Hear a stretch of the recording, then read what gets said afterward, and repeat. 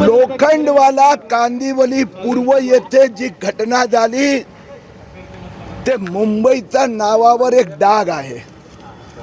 महापालिकेचा आमचा ताई महिला अधिकारी सह सगळी जी टीम संध्याकाळी 7:30 वाजता अनेक दिवसापासून लोक तक्रार करायचे, त्या फेरीवाला माफियांना हलवण्यासाठी आले. त्यांच्यावर ज्या पद्धतीने त्यांच्याची वागणूक झाली आहे, मारण्याचा प्रयत्न झाला, महापालिकेच्या एका कर्मचाऱ्याला बेशुद्ध सारखी अवस्था झाली, या दुकानदारांनी त्यांना वाचवलं.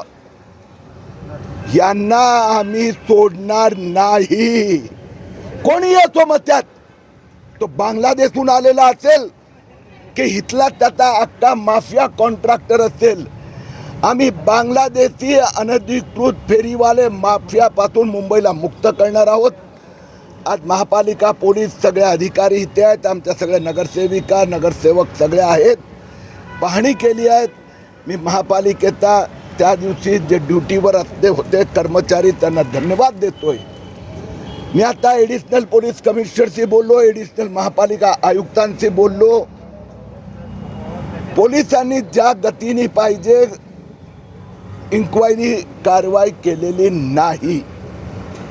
मी पोलिसांना पुन्हा एकदा आग्रहाची विनंती केली आहे, या जो हक्क आहे अजूनपर्यंत तुम्ही तिथले जे 4-5 टपोरींना पकडून बसलेत, मी समाधानी नाही.